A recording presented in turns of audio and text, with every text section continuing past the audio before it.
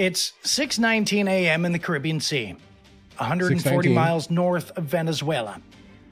The USS Gerald R Ford was cutting through calm waters when two dots appeared on the horizon, slicing toward her formation like knives in the sunlight. They weren't pleasure planes. They were fast and they were closing. On the flight deck, sailors paused mid-routine as the sound of distant engines broke the morning calm. The air shimmered, heat bending the light, as two Venezuelan K-8 attack jets burst through the haze barely 2,000 feet above the water. No warning, no radio call, just aggression. They banked hard across the carrier's bow, a buzz past meant to intimidate. But intimidation only works when the target reacts. The Ford didn't. From the bridge, the commanding officer watched through binoculars, unflinching. "Maintain course," he said. The Venezuelan lead jet pulled into a steep climb, afterburners flaring, trailing smoke that caught the dawn light like fire. The second followed, wings rocking. The name of the channel the videos come from is this video specifically is not from Navy Media. Like a lot of people keep suggesting this channel.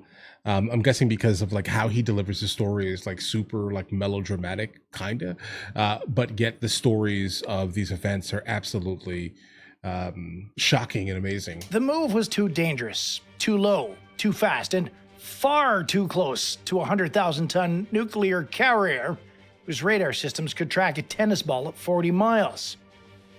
Down in the Combat Information Center, the Ford's air controllers were already watching every frame of it on the FLIR feeds. Their screens painted the truth in infrared. Empty hardpoints, no weapons. This wasn't an attack run, it was theater. The military version of a dare. But here's the thing about dares at sea. One miscalculation, one slip in judgment, and you're not just buzzing a carrier, you're provoking a superpower. Yeah, don't do that. At 06:21 hours, the at jets all. turned back towards the Venezuelan coast. For a moment, it looked like it was over, but it wasn't. Of course it wasn't. It's Because never over. 2 minutes later, the radar picture changed. And what happened next would turn a simple flyby into an international incident. Oh, hold on. Inside the Combat Direction Hold on. Center, the lights were dim. The air was thick with focus. I like Radar international scopes glowed incidents. pale green across the wall of screens. Every operator already knew what the tracks were. Two Venezuelan K-8Ws. But Hey, now, Viper, I think so, something yeah. didn't fit. Like they're pulling the data from like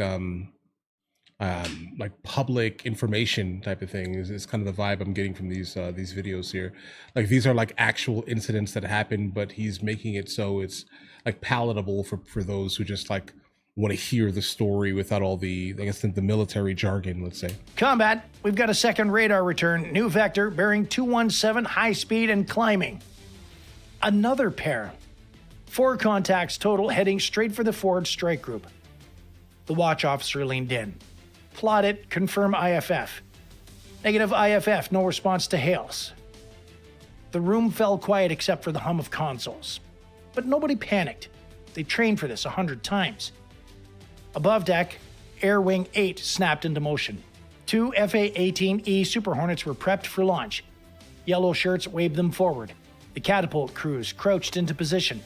Hornet 1, wing spread, set trim takeoff, thumbs up. The shooter dropped his hand, and a blur of metal and sound ripped off the bow. The Ford's tower tracked both Hornets as they climbed into formation, banking left toward the incoming radar pings. Their task was simple: intercept, identify, and de-escalate if possible. Down below, the operations officer watched on the big screen. The range was closing fast, 60 miles, 50, 42. Bridge, combat, recommend we tighten escort screen. Bring destroyers Mason and Thomas Hudner forward. Approved, maintain speed and heading. The Ford didn't flinch and didn't turn. To the untrained eye, it looked like a provocation. To the Navy, it was posture. The unspoken message of American carriers for decades. We don't move for noise. By 06:26 hours, the Hornets were climbing through 15,000 feet. And what they were about to see would confirm that this encounter was no accident. Okay. At 15,000 feet, sunlight hits the Hornets like fire on metal. Their engines those are howl like, against the Caribbean air as the they push signal east, channels. streaking towards the unknown. I've The lead noticed pilot, those. call sign Viper 1, scans his radar display. 4 solid returns, spacing tight, altitude increasing. Control, Viper 1. Confirm bandits, 4 contacts bearing 217, angles 16. Copy, Viper 1. Positive ID, Venezuelan K-8Ws. Rules of engagement, defensive only. It's always defensive only. Roger guys. that. We'll keep it clean. Like you guys, you realize that they just came over to our aircraft carrier specifically. They buzzed us. They're obviously posturing potentially because they didn't do anything. They just flew over us, right? But we have to stand up for ourselves sometimes, guys. But I understand that no one wants an international incident. But if there is one within this video, we're going to go ahead and call that out because that's going to be a wild one, right? But no one wants us to basically shoot the first shot. I think that's just kind of how that's working, specifically right now in the Caribbean. Below them, the USS Gerald R. Ford is a speck on the water, flanked by her destroyers in perfect diamond formation. The carrier's Spy 3 radar paints the entire sky with precision, feeding every metric, speed, altitude, vector, straight to the Hornet's cockpit data links. At 0628 hours, the 2 lead K-8Ws pop through a thin layer of cloud, contrails slicing through the blue.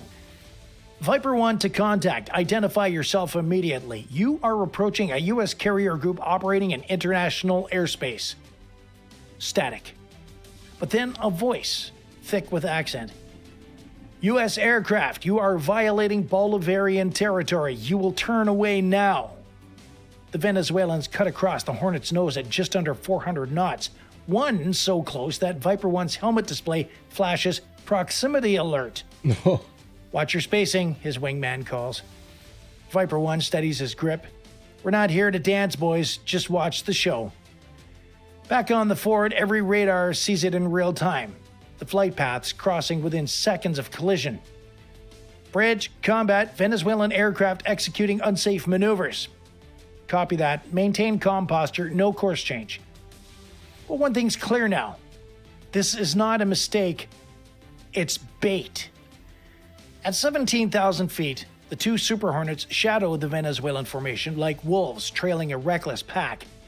The sky is bright but tense. Thin clouds gliding beneath them, the Caribbean stretching endless blue below. On Viper 1's FLIR screen, the K-8Ws drift closer to each other, tightening formation. No missiles, but open hardpoints glint under the sun. Visual intimidation, pure and simple. That's Control, it. they're crossing into our Consistently. flight path again, distance More 800 posturing. meters. Copy, maintain shadow posture, record everything.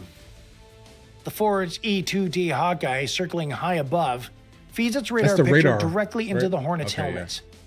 Every move, every deviation is cataloged. The carrier's crew below is silent, watching the data unfold like a live chess game. Then, one Venezuelan jet banks sharply left, breaking formation. The maneuver is fast, aggressive, and dangerously low, straight across Viper 2's nose. The American pilot's tone stays cool. Ford control, contact just executed a proximity pass, range 200 meters. Below, the Ford's Combat Direction Center tracks every angle. Yeah, guys, this is not posturing anymore. Spy 3 radar sweep, plotting the jets in This is perfect digital audacity. clarity. On the big board, the distance drops to 6 miles from the carrier. Bridge, combat, recommend alerting CRAM to standby. Affirmative, do not engage. The K-8Ws bank again, closing in tighter, almost too tight. The next pass will bring them within seconds of disaster. And this time, someone is going to make a huge mistake. Okay. 6:32 hours. Inside the USS Gerald R. Ford's Combat Information Center, every console is glowing with precision comm. Operators track 4 red icons weaving through the sky above the blue outline of the strike group. The Ford's bridge stays silent. No yelling, no chaos, just controlled focus. Contacts now within 12 miles, a radar tech calls out. Speed holding high subsonic. Copy, the tactical action officer replies. CRAM to warm standby. CWIZ manual mode. Above the deck, sailors glance skyward. They can't see the jets clearly, but they can feel the tension. Every vibration through the deck plates, every coded message over the ship's comms. The Ford holds steady, 20 knots north-northwest. The destroyer's Yeah, guys, like, not without provocation, at least, right? The question was, do I think that that the U.S. will make a land invasion to basically put the elected president in power? Not without provocation. Like, I think that the United States of America is basically posturing in a way that I do think that there's going to have to be something that Venezuela does before, right? So, like, if this is one of these international incidents that we're encountering right now, like, this would probably most likely be enough. They'd use this specifically, let's say, as an excuse to actually invade for the most part and install the actual elected president. Hudner and Mason tighten their screen, forming a steel wall ahead of the carrier. Hey, Electronic warfare suites are active, quietly jamming enemy sensors just enough to muddy any targeting radar. On the flight deck, the aircrew stays in motion. Refueling hoses snap, deck handlers wave hand signals, and the launch crews stay ready for a second scramble if needed. Nobody panics. This is routine, and that's what makes it unnerving. That is such a big, beautiful Inside thing, the Combat guys. Information Center, a calm voice breaks the silence. Deeply. Bridge, combat, contacts now 8 miles, still closing. The Ford's captain steps closer to the central console, his eyes locked on the radar screen. Maintain heading. Do not alter speed. It's not stubbornness. It's doctrine. A U.S. carrier doesn't yield under pressure. Of course not. The captain's words carry through the bridge. I mean, mainly because they're also in like a carrier strike group. So why would specifically the aircraft carrier yield to any small actual threat, knowing that the destroyers are on their side, also followed by like a submarine and all of these things here that have the ability to absolutely obliterate a small country? If we move for every jet that postures, the sea stops respecting the flag. Outside, the K-8Ws continue their approach, dipping low enough for their shadows to ripple across the ocean. And the then, K-8Ws are Russian, right? one of them dives. The Venezuelan lead jet rolls inverted at barely 1,000 feet and dives straight towards the carrier group. Oh. The second follows close, cutting through the sky like a blade. From the Ford's bridge, it looks reckless. An intimidation run gone way too far. Bridge, combat, contacts now within 5 miles, altitude dropping fast. Down below, the Phalanx Sea-Whiz turret slews automatically, its 20mm barrels tracking the lead aircraft. The system sensors detect movement faster than any human eye can blink. The only thing keeping it from firing is a silent command. Stand by. Those things always look well oiled. In the sky, Viper 1 and Viper 2 lock their helmets towards the Venezuelans. Cameras recording everything. Through the canopy, the American pilot can see the other man's face. Visor glinting, jaw tight, hands trembling on the stick. Okay. Ford control, they're coming in hot. Range 1.2 miles. Copy. Hold your line. Do not escalate. The first K-8W roars over the destroyer Mason's bow, engines screaming, wake turbulence rolling off its wings. The shockwave hits the sea like thunder, rocking the ship.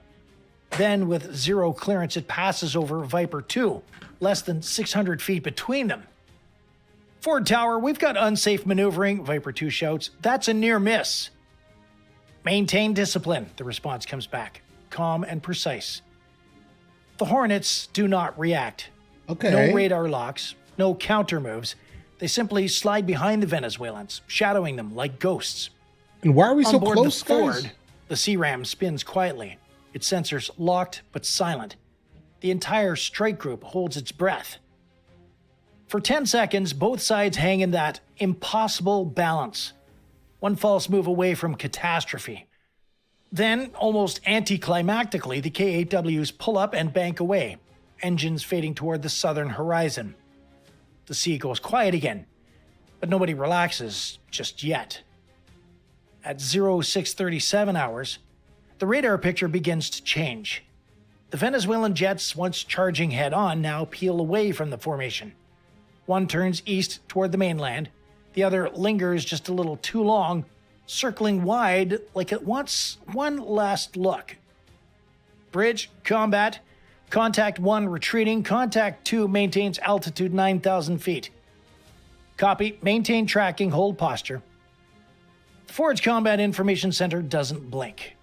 Every camera, radar, and FLIR feed stays locked on that departing target, and even as they fade, the systems record everything.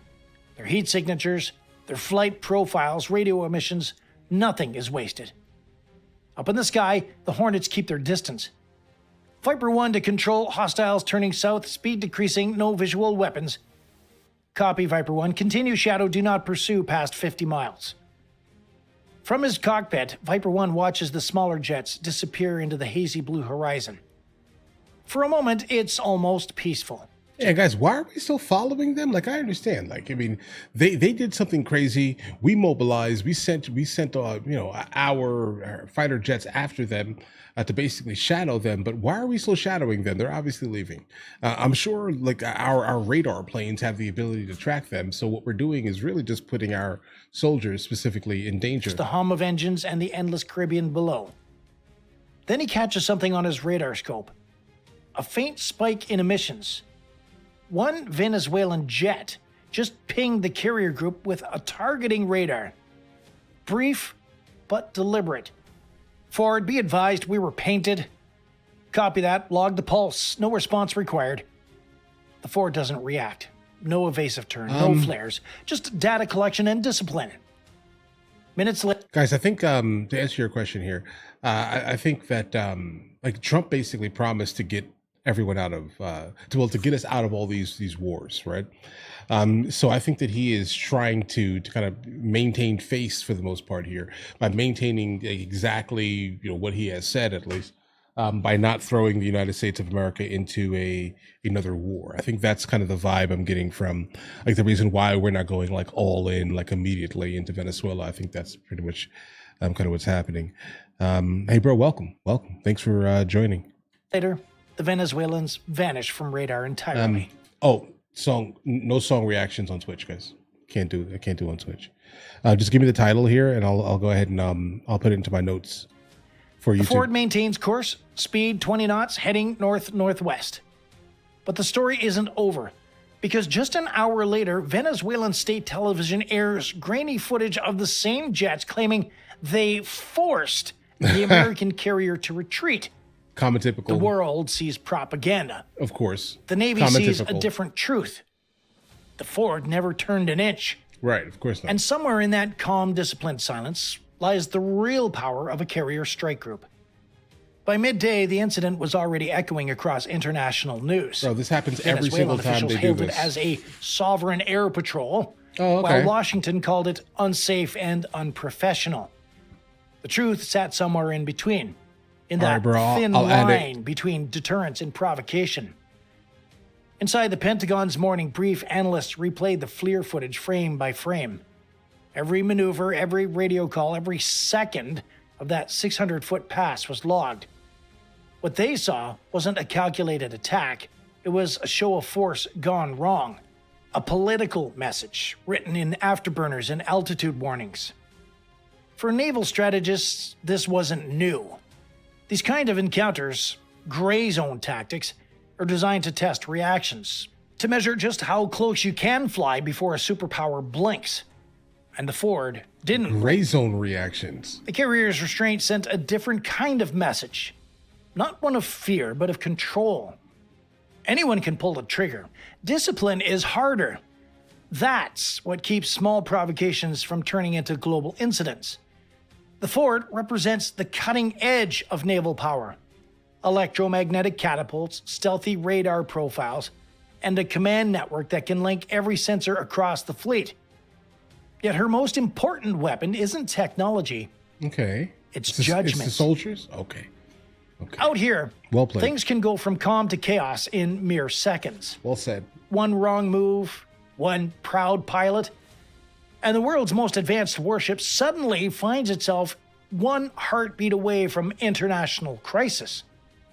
The Venezuelan jets wanted to send a message.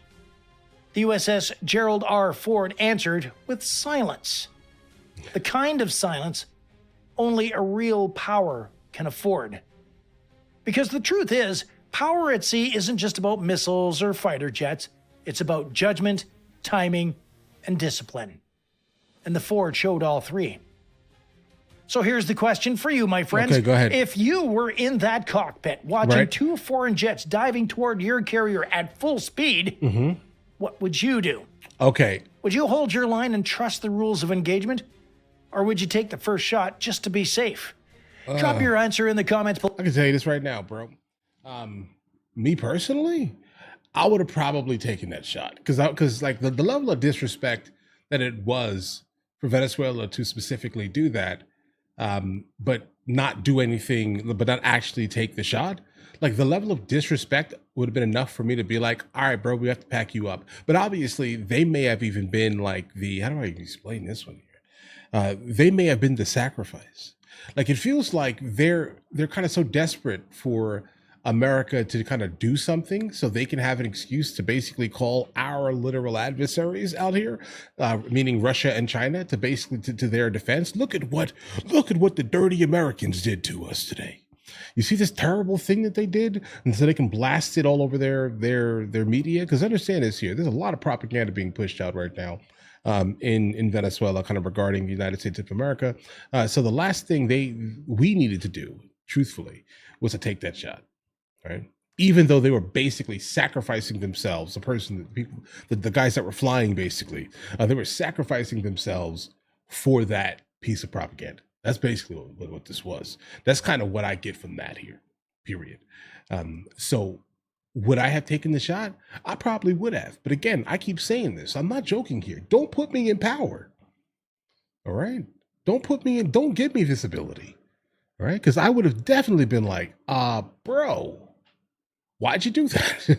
Like, why'd you do that? I would have taken them out. I'm telling you, out of the outright disrespect of the moment. Okay. But I'm real. Okay. I'm not going to give you the fluffy answer. I understand why they may have done that. Right. But I'm not going to give you the fluffy answer. I'm not going to give you the politically correct, fluffy answer. I would have taken them out. They would have been off the map, bro. They would have been in the water. Sure, they sure would have. Okay, truth be told, my opinion. Right, exactly. But that would have, in fact, been the catalyst kind of required for everything to get bad, if that makes any sense. It would have been. That right there was a turning point. It just is. Like that's the reason why WW3 started, if that makes any sense. So you have to allow them to fire the first shot, bro. Right? And that's what is happening right now within international waters. Nothing but this like naval posturing that is happening consistently. They're just like, I bet you won't fire the shot. I bet you won't. Take that shot. Just take that one shot. Take that one shot. Yeah, exactly. Yeah, you're right. You're right. No, Turtle, absolutely not. That's still not. That still wouldn't stop anything. That would help with the propaganda pieces that are basically being spread. It definitely would, right? But I don't think that it would stop the United States of America from completely, like, taking out those boats, bro. That's not going to be enough. I'm sorry. False flag like always, eh?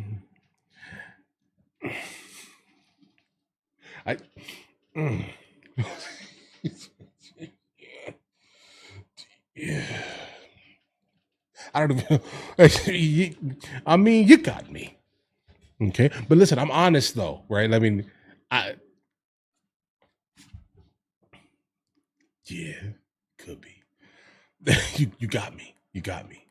You got me. It could, I mean,